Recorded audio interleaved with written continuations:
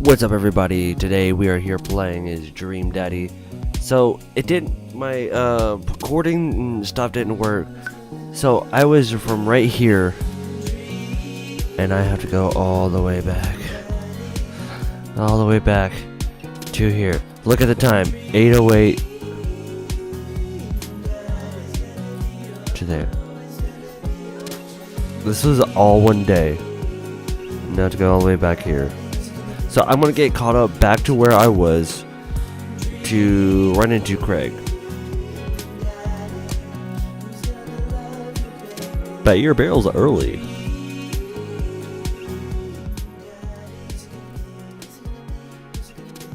I gotta wait for it to load. So I'm doing this. I'm not doing it live, but it is gonna be unedited because I spent way too long and it was a corrupted file. And I had to do it all over again. So I'm kind of a little bit mad, but I didn't catch it on time. So I'm just gonna do is an unedited file, and it's gonna be a really long. I'm gonna get right back to where I was. As we're walking home, I hear heavy footsteps coming up behind us. Brian, bro! I turn around and greeted by a familiar face jogging up to us. So I'm gonna go kind of really fast to this. I'm so sorry, Greg. Oh. Bro. Oh. Holy. Wow, I haven't seen Craig in forever. Oh. It's been too long, dude. Yeah, wow, you look great. Haha, yeah, I cleaned up my act. Cleaned up his act? Are you kidding me? He's ripped. Amanda, this is my friend Craig. We went to college together. We were roommates for a while, too. Amanda, dude, you probably don't remember me, but wow, you're so big now. Hello, cute baby. Oh, thank you. Last time I saw you, I think you were about her size. This is River. Say hi, River. He picks up his tiny wrist and waves it around. River gurgles happily. Are you babysitting? Nah, dude, River's my kid. Man, it has been a long time. Feels like in 1 minute we're rolling up to college, rolling up to exams with bad hangovers, and next we're both fathers. Where have you been, man? I was working out in California, but relocated my business back to Maple Bay. No kidding, man. Man and I just moved inside town. How's Smasher doing? I mean, Ashley. Ashley's her name. She actually goes by Smashley, and got divorced last year. Oh, dude, I'm so sorry. It's all it is. We take turns of taking care of River at all times, and it's pathetic. Twins. You have 3 kids? Ain't life something, bro, right? Kextan Craig is the father of 3. Kextan Craig? Oh, hi, yeah, that's my old college name. You got it because he does a lot of keg stands. It's a thing where you do a handstand on a keg and drink from the keg. Right. He was very good at it. Dang. We're just only 3 minutes into this. Bro, I hate to be that guy in the middle of a daily jog, and I gotta keep my heart rate running. I brought River along for resistance training. You jog daily? I jog yearly. On January 1st, I promised myself that I was going to jog daily for the rest of the year, and I gave up after 30 minutes, and I just walk home. Well, it's never too late to go back to it, dude. You should join me sometime. I don't know. Nice. Come on, it'll be fun. We'll grab breakfast afterwards, catch up. We could do some bro brunch in good old days. Alright, sure. Sounds great. Great, let's get going soon. Let's get that going soon. I better keep moving. It's good to see you guys. Craig gets a little wave and puts his earbuds back in and jogs off. I can't believe Craig is ripped and has kids. I'm really... Why is that? The Craig I knew wasn't fit to responsible for any living thing, including especially himself. One time I watched him drink an entire jar of marinara sauce for dinner. Amanda, he opened a new jar of marinara sauce, and then he drank it like it was normal people do. It was unholy. And then I asked him what the hell he was doing. He said, and I quote, "It's basically a smoothie, bro." I mean, technically, he's not wrong. He jogs. He was jogging. He's like a totally different person. Anyway, we better get home. I bet I have plenty of time to reflect on how old I am feel about it later. Dang, I went through that really fast. Amanda and I flopped down on the couch, and Amanda shoved some empty boxes out of the way so she can sit. Too bad we're going to be putting this stuff back in these boxes in a few months. No, don't say that. Aw, Dad, are you going to be okay without me? I know. It's just, you're my little girl, and it's going to be weird not having you around. I'll come visit, and I'll text you every day, and I'll take lots of pictures. I mean, obviously, I'm a photography major. You promise? Of course, you're gonna be okay and on your lesson. Oh, come on, I'll be fine. I'll get a dog or something. A dog? Forget our school, I'll stay for the dog. Is that what it's gonna take? Medium-sized dog, hang your shirt up around the neck and then give it a name it? That's what cost me for giving up my dreams. I'm a woman, I sit on wants and needs. Well, a dog is a lot cheaper than college. Amanda laughs. Suddenly a pile of envelopes slide through the mail slot. Speaking of college, I'm just speed running through this. Amanda darts over the envelope and shovels through them. She pulls out one of them and throws them back and throws the rest of them back. This one's from McGowan College in art and design. Open it. But I'm scared. It's just an envelope. Yeah, but it's like my entire future, not a big deal. She takes a deep breath and rips the letter open with her teeth. Sorry, I need a little drink. We have a letter opening, but okay. All my breath and while Amanda's eyes dart open back and forth, scanning through the letter. What does it say? The admission committee has reviewed your application, blah blah blah. Her face drops. We regret to inform you that you're unable to offer your admission to McGowan College in Art and Design. Amanda throws the letter on the coffee table. Oh, sweetie. It's okay, I'm kind of sorry to copy it. I shouldn't have put those experimental stuff in my portfolio, and their admissions officer told me that they just want to see portfolios and whatever. Sorry about that. I pull Amanda for a big hug. You're an amazing photographer. I know how much it put into your portfolio. Some other school isn't going to want to snatch it up for you, sure. Yeah, I know. But it's fine.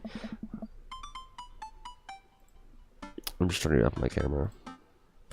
Are you actually fine, or are you just saying that? I'm fine, really. Her face says the opposite, but I probably shouldn't push this on her. Oh, and before I forget, Emma and MIP are sleeping over tonight. So you need me LOA before paving it cool. Yeah, I would choose a delicate phrasing, but yes. What she just said, because I probably butchered that, is that, or what I said was like, that I was uncool and everything, so, you know. Because I know I just butchered that, because I'm going through this really fast, and it's only 7 minutes in a regular video.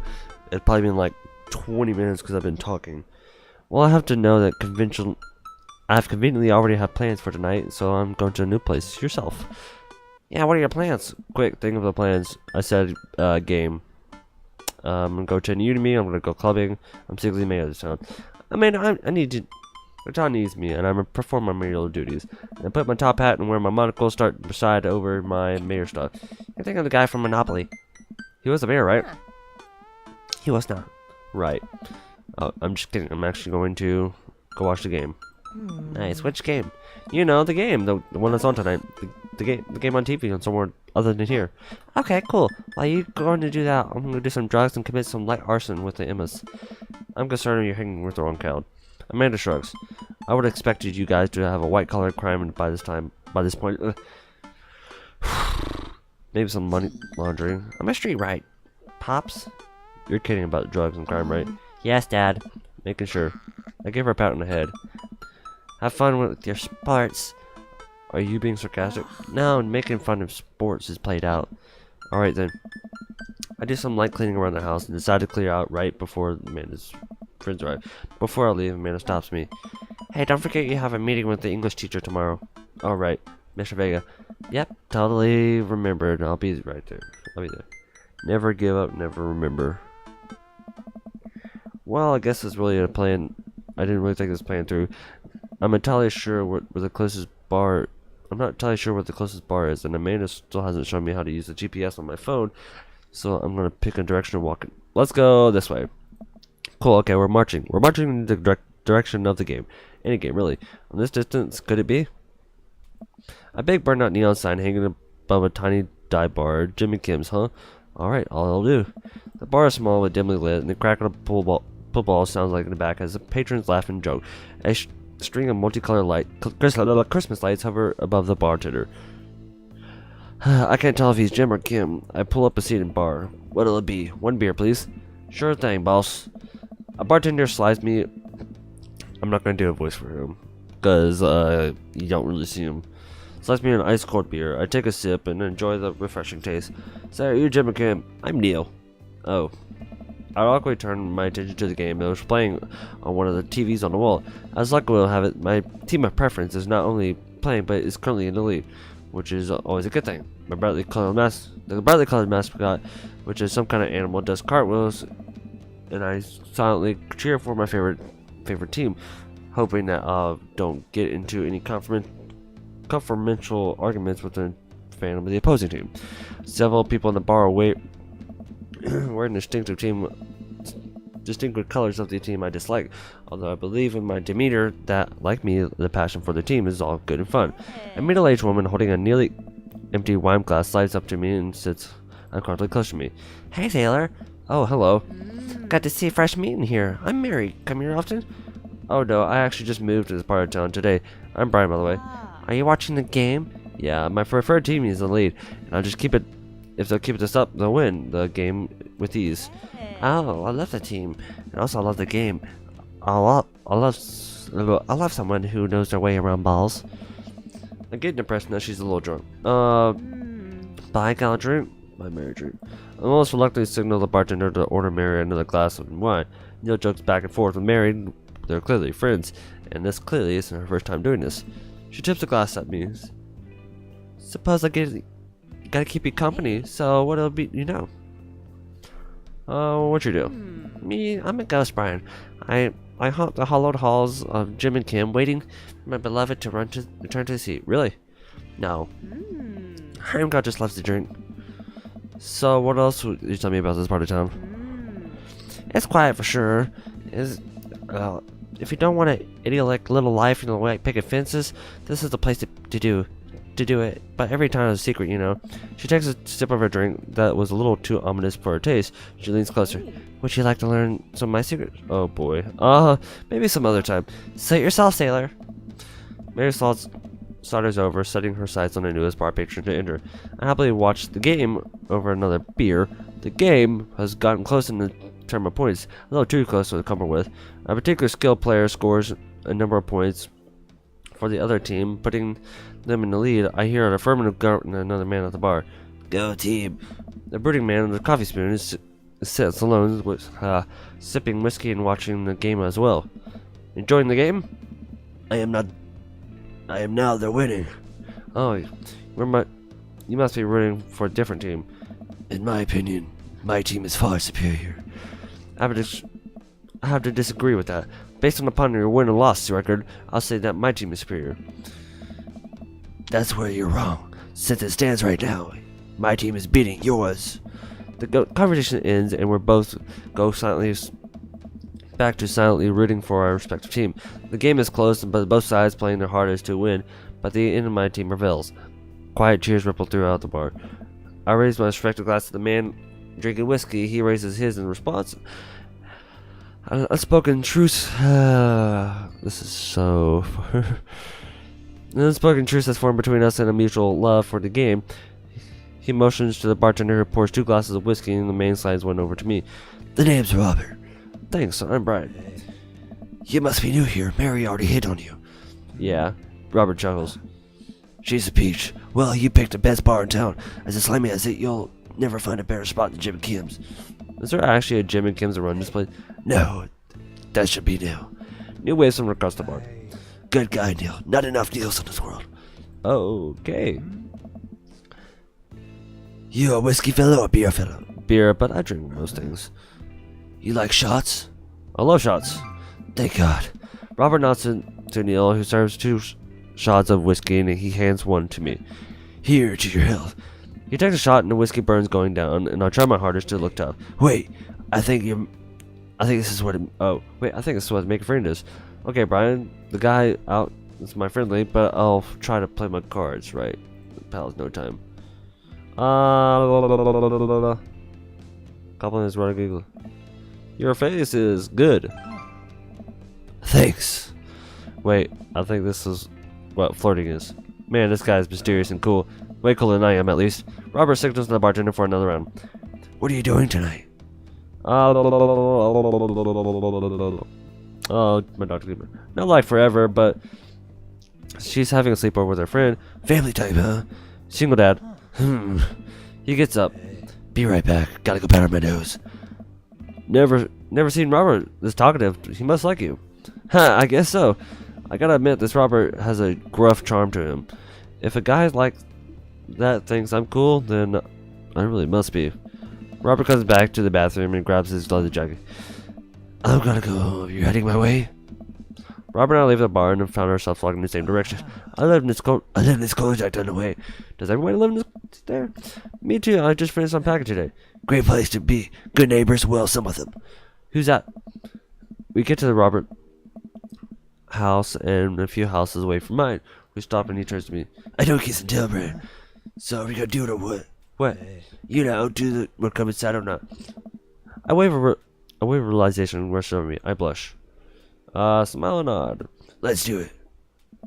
He follows me up the door. He fumbles for the keys, and the second to unlock the door, leading me inside. The moment the door closes behind us, he pushes up against the wall and kisses me, grabbing my hips. Come on. Robert takes my hand and leads me up the stairs into, I assume, his bedroom. But it was dark, and I can't see anything in Robert's intense impression. He kisses me again, and I hear his shocking over his jacket, and clumsily take off mine too. His hand runs down my chest, and suddenly he's tugging at my belt. I don't normally do this.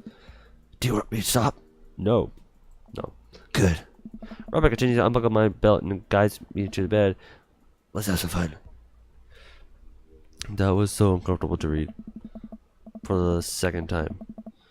Sunlight streams up between the slats of the drum. My head is pounding. I really overdid myself last night. Wait a minute. This is my house or my new house. Oh, right. I look around for Robert and bust on myself alone. Hello? I climb into the bathroom and the door opens. But Robert is fully dressed and grabs his keys. That was fun. Yeah, it was. You should go. I feel like I'm doing a Batman impression.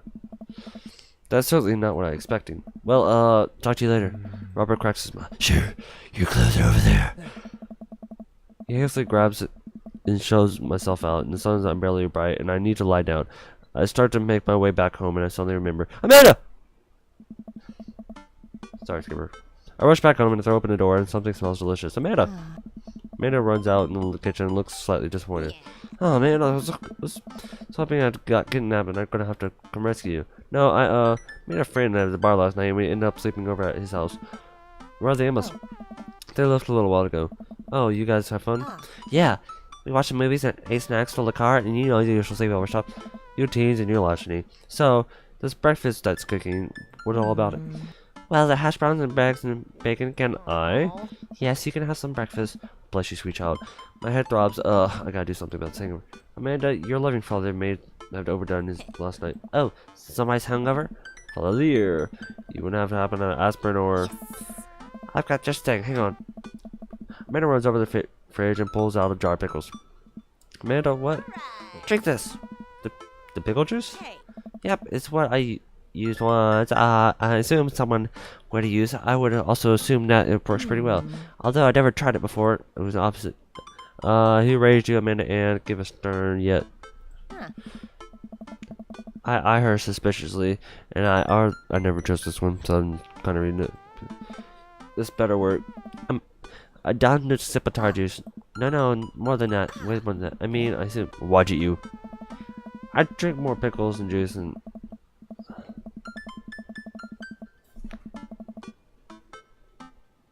Sorry, I thought her stuff. I drink more pickle juice and I help myself a delicious breakfast that Amanda graciously allowed me to partake in. After inhaling some hash browns and dunking several pieces of bacon into my ready egg yolk, I started feeling better. Amanda grabs her backpack and keys. Well, but I gotta go to class, and don't forget, me and Mr. Vega, okay? I said, love you. I'll be there, knock him dead, kiddo. How I do? We do our secret handshake and she's off. I get a little work done, and before that, I glance at the my watch. It's already time for the meeting.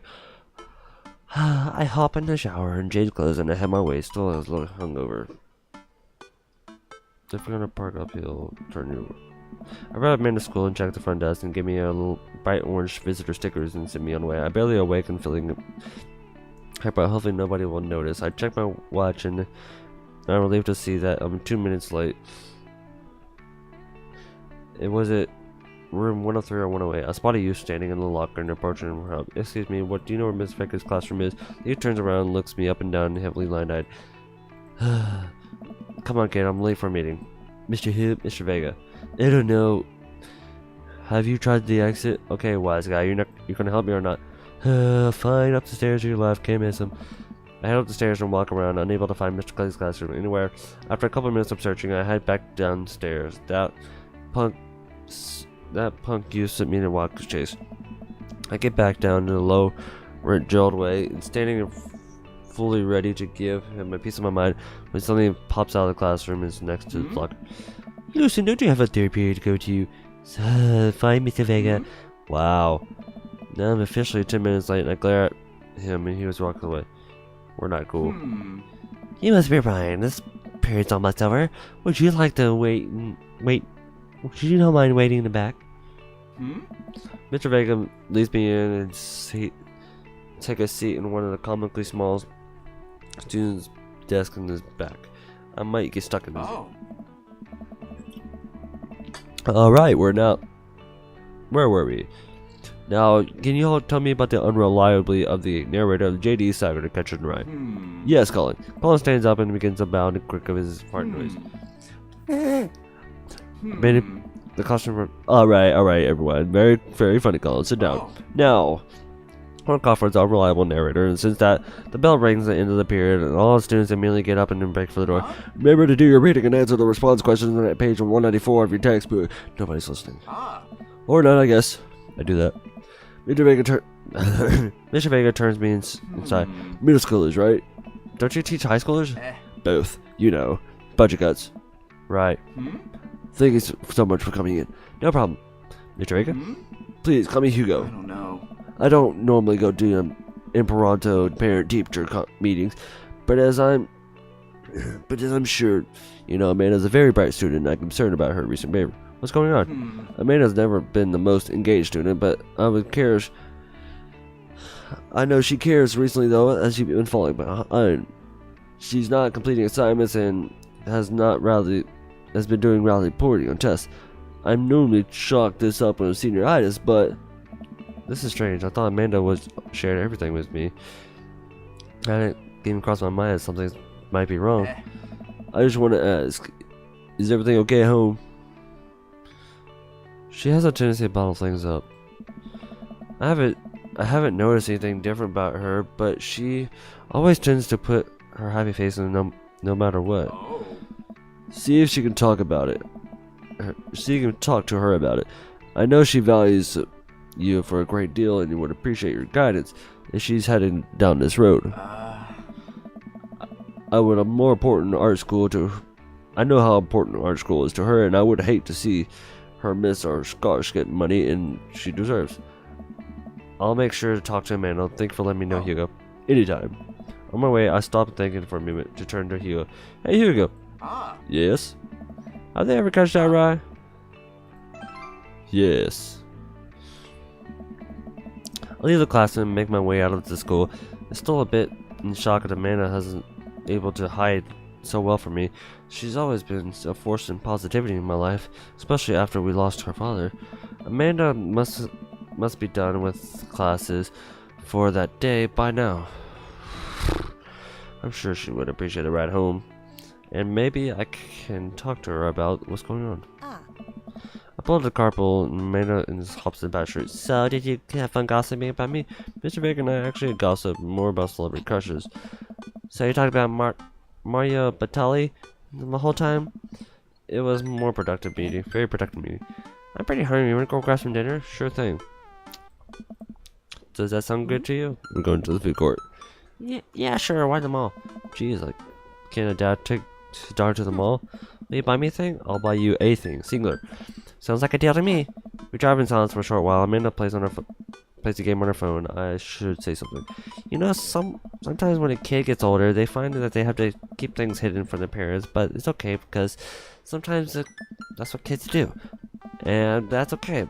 But sometimes it's good to have a parent perspective because, you know, maybe the parent has also dealt with similar situations, and maybe they're a little cooler than you give the credit for.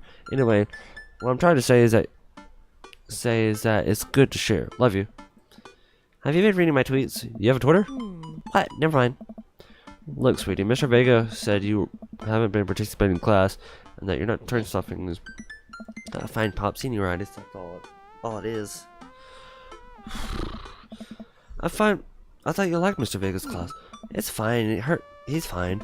We pull up to the stoplight and I am Amanda. She's still texting. It's like Coke, by the way, if you're wondering. I want you to know that you can talk to me about anything. I can tell that whatever it is, she doesn't want me to know about it. That's frustrating. I wonder if I learned about it. Like, is something like eating her up or something? Like, I know I'm kind of talking, and this is what I'm thinking now. That after all this, I wonder if something's like eating her up, like emotions, bullying, or something like that. All right, I'm just gonna go. Oh, I heard in my art going to a fancy art school in California. That's exciting. Yep. Are you bummed that you guys aren't going to the same school? Yep. Amanda keeps texting. She stifles a laugh. What's so funny? It's I don't think you'll get it. Okay. Who you texting? Noah. Who's Noah? My friend. Does he go to your school? Yep. Do you like Noah? What? No. Dad, I can't believe you would. Dad, I mean, jeez. Why would you, gross. Sorry, just asking. Dad, he's just my friend. Guys and girls can be friends. He's my friend. Okay, jeez. This is going well. Well, good talk. Love you, kiddo. She leans forward and turns up the radio. I guess the conversation's over. To the mall then. Smile as often as you can and make it a little. We arrived on the mall as a big indoor shopping center and a couple of different floors. It's kind of dead, but that doesn't stop a small security guard from yelling at a group of loitering teens. Let's eat something disgusting for dinner. Hell yeah. Language, Missy. Heck yeah. Better. We approached the food court and evaluate our options. After greasy restaurants, my heart burned just looking at the menus. Nobody looks happy to be here. What are you in the mood for? Bread dipped in sugar, or bread with cheese on it, or would like to ingest some fat directly into my bloodstream? I extend my hand to her. Would you do the honors of sharing some nachos? She takes my hand with a grin.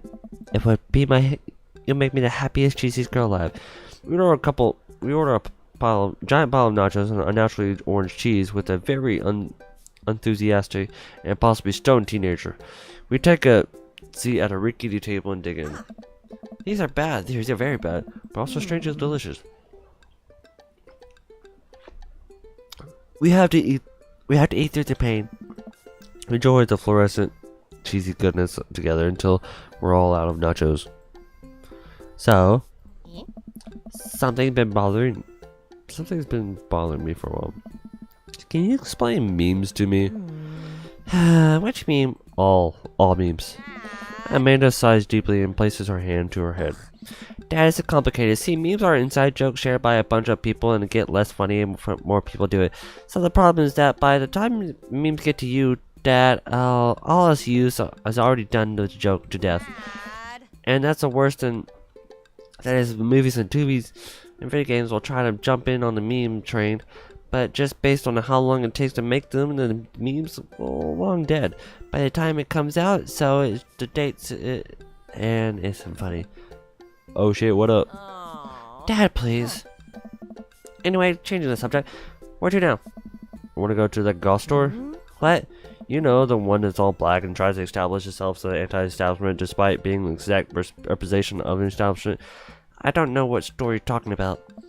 You know, the one they can buy chain walls and basically an assault on the people that fought so hard against the punk and the hardcore movement in the 70s, 80s? Dude, you gotta be more specific. The one he threw up in that one time. Oh, that one! Yeah! Amanda runs into the store and trailing behind her. She believes in the beeline for the back. Yeah. There it is! There's still an outline, kinda. I'm so proud. Speech. Amanda. Speech. Alright, I'll do it. Stop dancing. Amanda stops immediately and I clear my throat. Thank you for all joining us today in the commemoration of the historic moment that will forever shape history. On a day very much like today, for some 5 years ago, our very own Amanda Ann Smith had too much blood raspberry story on the outing to the mall after begging her father to take her to Dad Goth and beyond.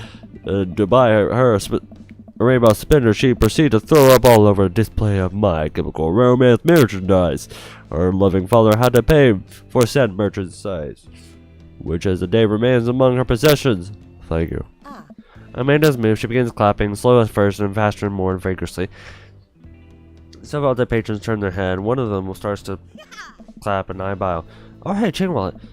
While Amanda busies herself looking at the band t-shirts, I find something of interest. Not much of a dad, but look at Dad Gotham Beyond. Look at ornaments. I suddenly stricken exceptional fear. Is there only one number 1 dad? Then why are there so many mugs here that say that? This whole time I thought I was the only one. If I'm not number 1, where do I place on the global dad ranking chart? I have work to do. Look, this is very important to me. I overhear a scuffled argument over a cash register. The older gentleman is carrying a garnet and showing it to be a bored-looking cash register with pink hair. I see that. Don't know what to tell you, dude. I just work here. What? Listen, when I bought this online, the website and the blouse was Victorian inspired. However, I received it and it's clearly held a trademark of Edward Dressage. Do you want a coupon? I'll give you a coupon. Will you leave this if I give you a coupon? Is there a manager present? People have to know what they're buying. I am a manager. I see.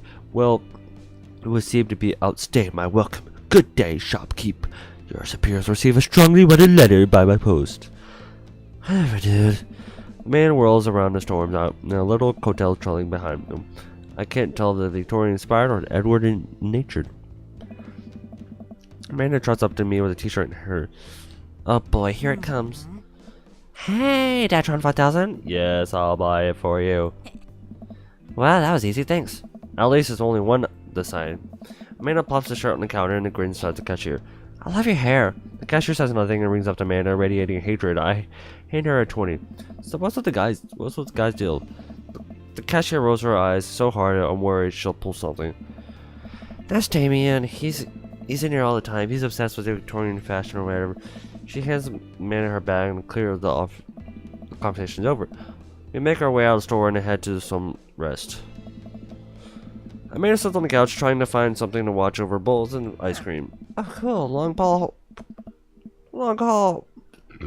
Excuse me. Long haul Pineapple Ice Road Ghost Truckers on. Your favorite, right? Oh hell yes. They have to make it over the Canadian tundra before the ice road melts. But also, they're haunted ghosts. Also, the trucks are haunted. This is the episode I've already seen, but it's one of the best. Callie and Flint Dogphone, twin truck driving, are ghost duo, find themselves in a great peril yet.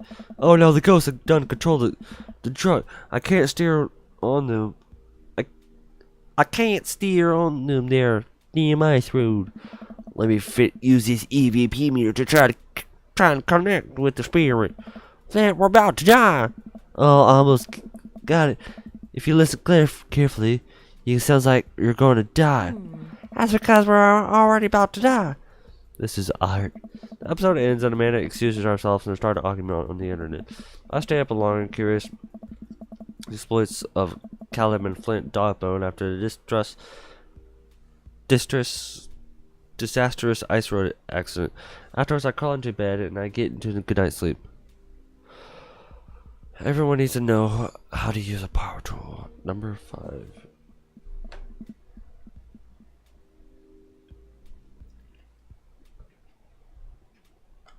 Sorry, I just need to kill some stuff. Morning, sleepyhead. 5 more minutes. You have never said that to me for 5 more minutes. So, you never let me have 5 more minutes, so get up. Fine. We have cereal for breakfast and spend the morning putting together furniture. Amanda's more better at interpreting the tiny manuals. We're able to put together a few shelves on one desk, and I'm pretty sure it was supposed to be a bookcase. So, you excited for the cookout today? I'm excited for beef. If there's food, I'm excited. I'm all over those terrible store-bought sugar cookies and everyone brings pay at parties. Yeah, they are so bad. I love those. Which means there are more for me. Don't you want to meet some people in the neighborhood? I'm probably end up standing uncomfortably in a corner with a plate of food and hope that nobody talks to me. Dad, you're a beautiful work in progress. You're like a butterfly to emerge from a cocoon. It's a social butterfly. Well, then better start getting ready. We definitely don't want to be late. What? No, we gotta be fast, please. Who shows up to a cookout on time? You know what? We're going early just because you said that. We have the door and Amanda reluctantly follows. We walk across the street in Joseph's house and store-bought veggie plate. I'm a terrible cook. I'm a terrible cook if it doesn't involve a grill. I guess we're not as early as we thought we were. Just the backyard is already packed with people, and the smell of hot dog wafts through the air. Small children run through a big sprinkler, and adults chat in small clusters. I set our veggie plate down on the table next to 2 other veggie plates. Huh. Hey, there's Joseph. I wave to get his attention, and the moment he sees us, he jogs over, arms open and wide. Welcome, and so glad you two are here. Hi, you and you brought veggies. Let me introduce you to my family. Kids, come on over. This is Chris, my oldest. Hi. This is Christian and Christy, they're twins. They stare creepily and say nothing. Then, of course, we got our youngest, Krish. Where's Krish? Maybe Mary put him in his crib. Oh no, it's the woman from the bar that night. What's she doing here? Oh, and how can I forget my lovely wife, Mary? Joseph pecks her on her cheek. She smiles. Ah, Mary, sweetheart. Did you put Krish to bed? I have to go look for him. What? You have to... Joseph makes a moment to regain his composure. Mary, these are our neighbors, mine and his daughter Amanda. I'll shake her hand, but I have a glass of wine that I need to tend to. I love her. Nice to meet you, Mary, for the first time. Charmed. Well, I have to go over to there now. Mary's. Oh God, this is awkward. I wonder if Joseph knows. I wonder if Mary knows that Joseph knows. I wonder if Joseph knows that Mary knows that I know. It takes all my energy to run away from the barbecue. Run away from the barbecue and start fresh in a new city. My wife has a wonderful sense of humor. But pleased to meet you two. And all the guys are really excited to meet you. Amanda and I mill around to try some of the food spread on the table. I pick some deviled eggs. Amanda grabs a small paper plate and immediately begins piling the baked goods.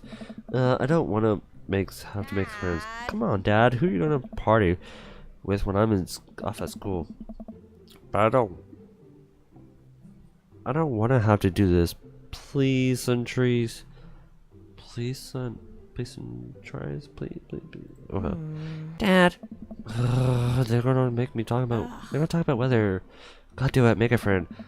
But how can I possibly abandon my child with a social function? That's bad parenting. This plate of cookies is my new dad. Bye. Amanda shoves me into the yard. Well, here goes nothing. I look around in surprise, familiar face. Isn't that the guy with the barista and the coffee spoon? Oh dang, Robert's here. Didn't that guy throw a frisbee at my head? Isn't that the guy who was throwing a fit at the dead gasping beyond? Isn't that Amanda's teacher? Hey, I know Craig. But wait a second, all these people live in the cul-de-sac. That can't be right. I better investigate. I go talk to Robert and Brian, who are chatting over drinks, determined not to be weird, but what happened last night, I hope Robert feels the same. Hey, guys. Brian, how the heck are you? Settling in the neighborhood. Hello. Yeah, neighborhood over it. You alright? Oh, yeah, betcha. Got the living room in order, at least. Sorry about that. That's great to hear. I was doing some living room work as well. Finally got that 50-inch in there. Game looking great in high def. Oh boy. Brian, have you met Robert yet? Yes, I believe we met briefly. Hey. Robert takes a long sip of whiskey. Robert robotically extends a hand and shakes it, stares obliquely into my eyes. Oh God, what does it mean? How's it going? It's good. Robert focuses on his work and he takes a long sip. Great. Look at my friends becoming friends. Us dads, I stick together, you know. Us dads. Robert has a kid? Oh, I didn't know you had a kid. Robert continues to stare at me. Jesus, does this guy ever blink? Yep.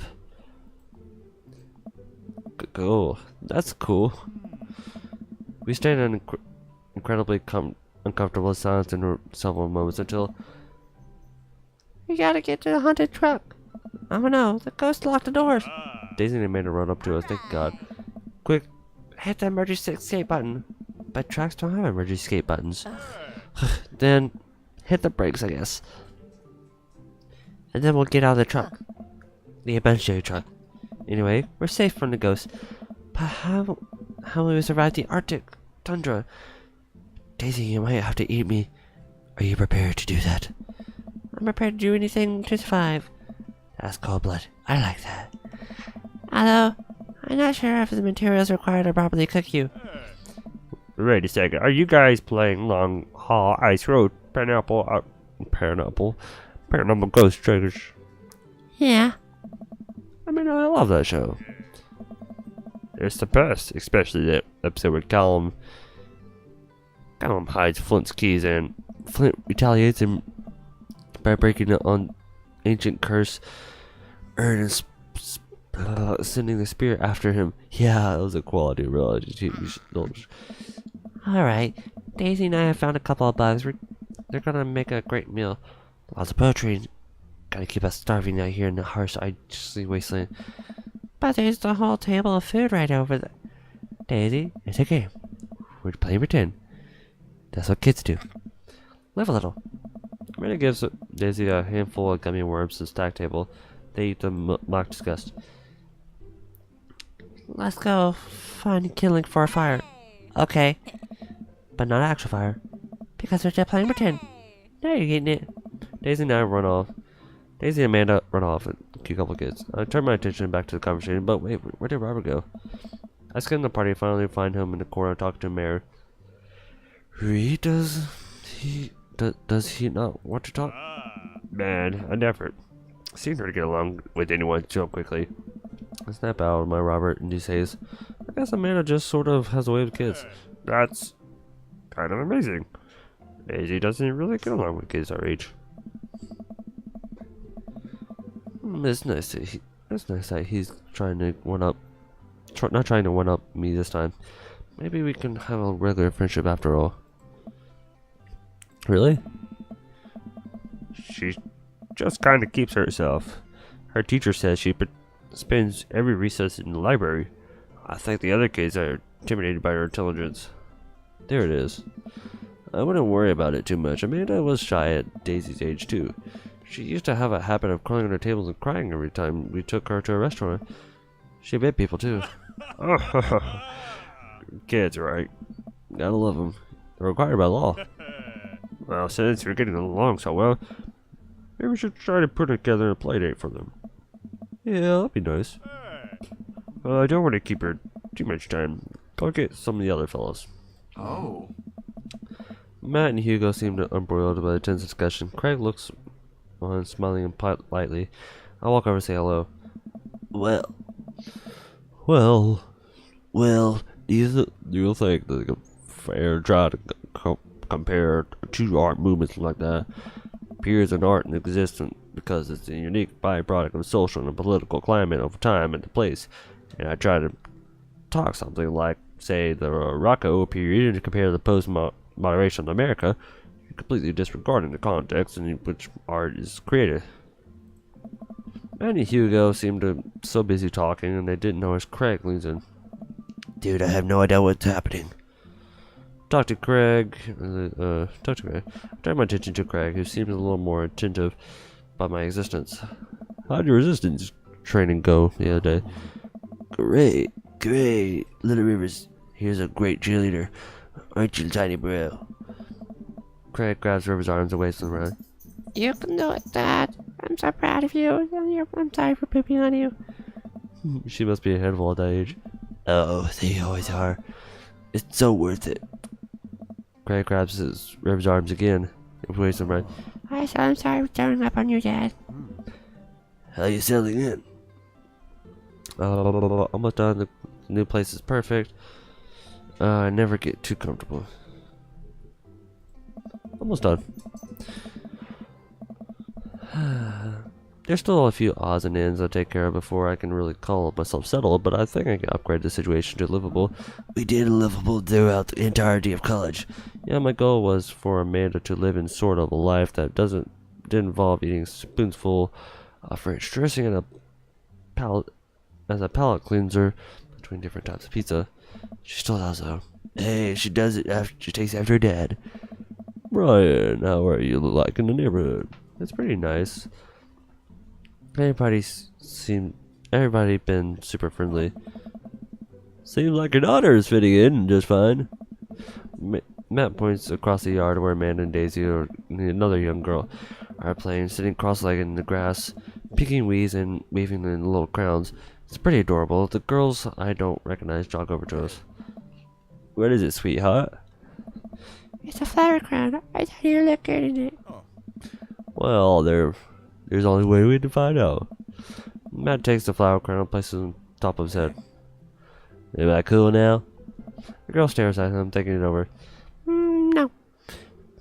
But you're slightly less cool than you were before. You put it on. Ha! Hey Brian, this is my daughter. Hello. I'm Carmenista. Carmenista. Amanda comes over with Daisy in tow. Dad, look, I'm making friends. Are you making friends? You better be making friends. Yeah, actually, Amanda, you remember the cool barista from the coffee shop? And my old college friend? And your teacher? Oh, hi, Mr. Vega. I didn't realize you were neighbors. Yes. Yep. You're still going to give me an overdue term paper? Great seeing you. Amanda finger guns her way out of the conversation like a champ. She learned that finger gun move from me. I'm very proud. Oh. She's definitely a charmer. Speaking of which, where did my son go? Whoa. Hugo looks over the party. He finally spots him because his eyes go wide. What? Ernest Hemingway. Hey, Ernest Hemingway Vega, are you smoking? Oh. Ernest holding a lit cigarette. Nope. Nope. Nope.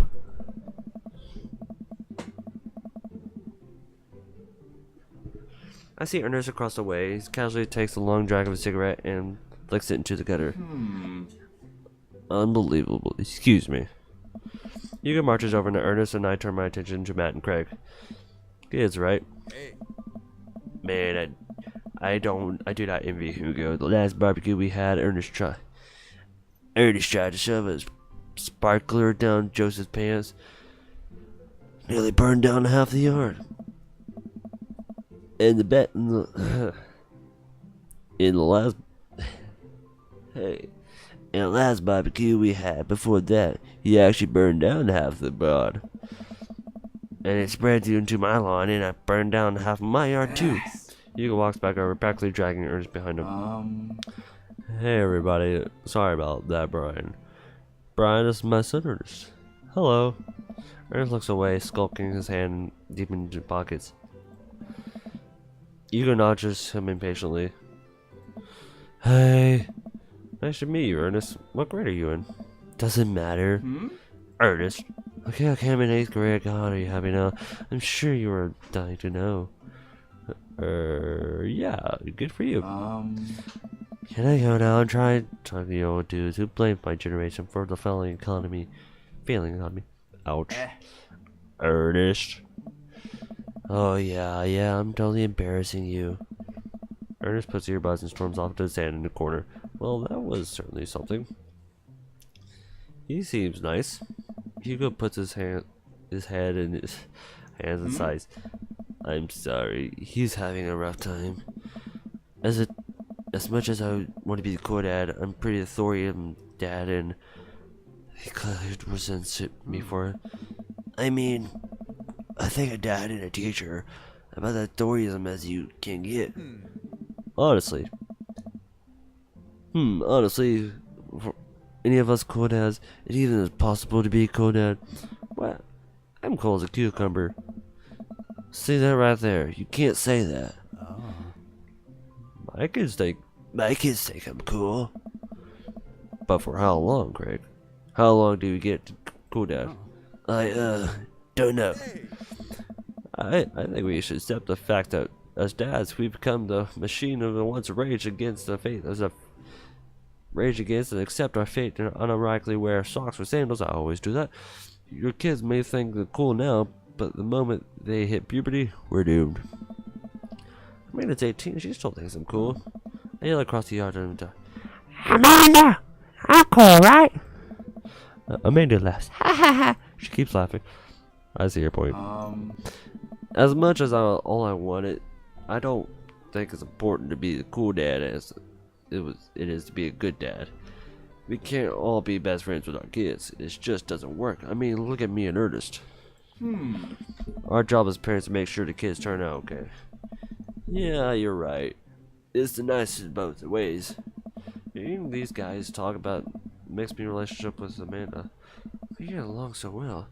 But there might come a time when it won't be like that. Is college when that happen? Don't let this eat you up that time. Right, go and meet some of the other people around the neighborhood. We got one more. I spot Joseph chatting to the guys at Dead Gotham and Beyond by the grill, and I wonder what they're talking about. I walk over to them. So I'm curious. Can you walk through the why? So I'm curious. Can you walk me through why you had the house painted black? Well, where do I even start? The house stays warm in the winter and provides an artistic contrast to the rest of the neighborhood, and it complements the crimson interior perfectly. It's definitely an interesting choice. Thank you. I'm very proud of my abode. Brian, I have a conversation with Damien here about his autistic design discards. Damien, I missed it. I'm so totally sorry. How do you do? I don't believe we had a pleasure. I think I saw you at Dead Gotham Beyond the other day. Damien's face turns red. I must apologize about my fear that day. You see, I take Goth lifestyle seriously, and I be caught in the rules by such a corporation as Dead Gotham Beyond. It was profoundly frustration indeed.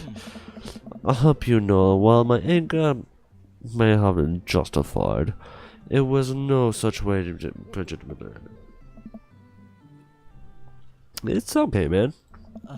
Don't tell me about you. Do tell me about yourself. Are you new in the area? Yes, my daughter and I just moved in the other day. She was the one I took to get Dead Gotham Beyond. Very good taste on her part. Does she partake the golf lifestyle? I think for a second. I look over to Amanda and hang out with some of the older kids. What? Hey Amanda, would you consider yourself goth? Amanda yells back. I wouldn't necessarily try to fall under any of the specific label, but I guess if I could choose which to describe myself as twee hipster or normacore leanings. Bats are cool though. Oh, pity. Are you enjoying the party so far? Oh, definitely. Thanks for putting this on. It's nice to be in Quarterstack where everyone is friendly and welcoming. Amanda walks up to the coffee. I also like Lost Boys a lot. Really good movie. Does it count as goth? Rather well, my dear. I do believe we had a pleasure of meeting Damien Bloodmarch at your service. Damien finishes the sentence and a flourish and bows, and proceeding a single rose and offering Amanda. Amanda blushes, returning the gesture of courtesy. Hi, do you know how to treat a lady? Hello, Amanda. Seemingly out of nowhere, Joseph twin kids appear. Are they speaking in unison? Hey, will you come and play with us? Will you come play with us forever? Guys, enough with the creepy twins. We talked about this? Christian and Christy slowly back away. Where do you think they got that from? Mary pops into conversation, wine in hand. I don't know. Mary takes a long sip of wine.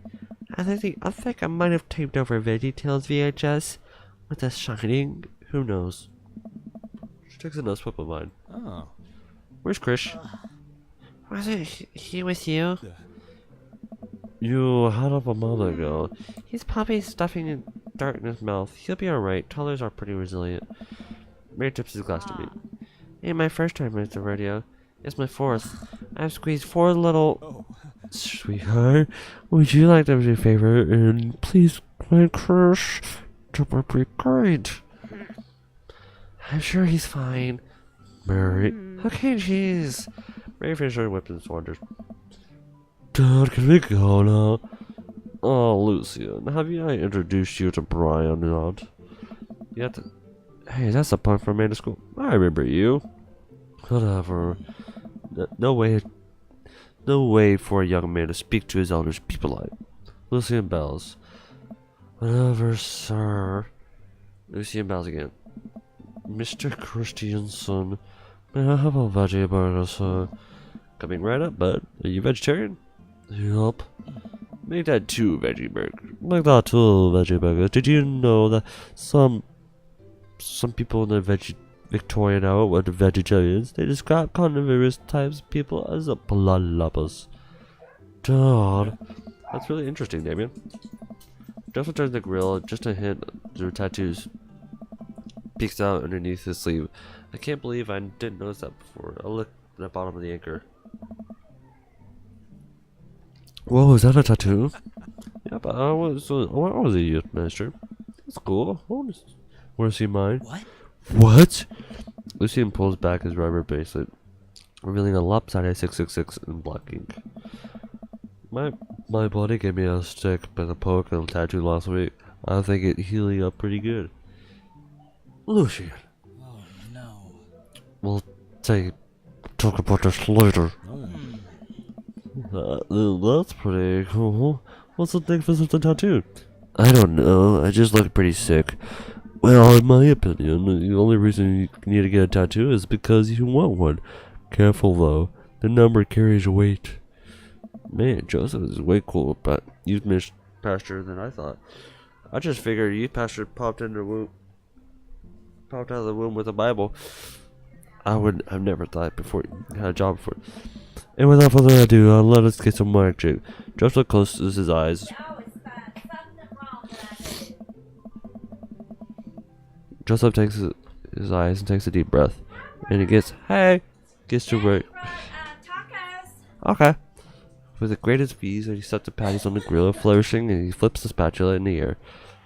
It's easily the best grill work I've ever seen. And that's going on. Oh.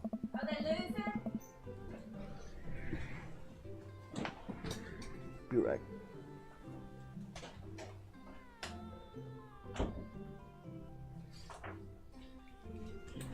You guys think this is the first time in front of a grill? My first. He's working fast now, effortlessly tossing the cheese onto the patties and perfectly grilling onions on the side and one after another. Dad takes notice of the crowd. Dad takes notice and crowds another Joseph admire his masterful technique. You probably didn't know this, Brian, but Joseph knows the ways around the grill. He's unbelievable. I tried to get on his level, but I can't catch up. Let us keep studying and his rare quality about him. Mustard, can we keep talking about this? Can't we just appreciate this? I never seen him make a mistake. Okay, we need to stop talking about it. It's getting too cheesy. Please stop. All the children in the party have booed a glorious display of puns in unison. Alright, guys. Alright, guys, let's get the food ready. Please form an order of barbecue. Amanda groans and grabs our food and they hang out enjoying perfectly cooked cheeseburgers. Man, this is wild. How all of us dads live in the same cul-de-sac. Kinda nice, isn't it? It feels like a real community here. It totally helps when you're a single dad trying to raise a kid. We're happy to have you here, man. I think you're gonna like this neighborhood a lot. Plus, Amanda seems to be getting along with all the kids. She decides to pick up a babysitting game. Should really make a killing. Hey, you should get us up on Dadbook. Dadbook? Yeah, it's the greatest social network for dads to keep in touch and each other. We're all about it. So if you ever need to reach on someone, the simplest way to do it. Sorry, I'm old-fashioned, Dad. Social media goes over my head sometimes. Don't worry, Pops. I'll help you figure it out. So the rest of the barbecue is gonna smell the knowledge trade stories. I drink beer as the kids play on the lawn. Amanda breaks up the fight between Carmensta and the weird twins. I think they want her soul. Amanda leaves the place and go back to Sun's neighborhood. Pretty fun, don't you think? I mean, I got a burger me. You and Daisy seem like you were having fun. Better time than I was. Y'all were playing Paranormal Ice Road Truckers thing. Because we were. Well, hey, at least we met other cool dads. You should hit them up on that book. Maybe I will. I'll never figure out the social media network.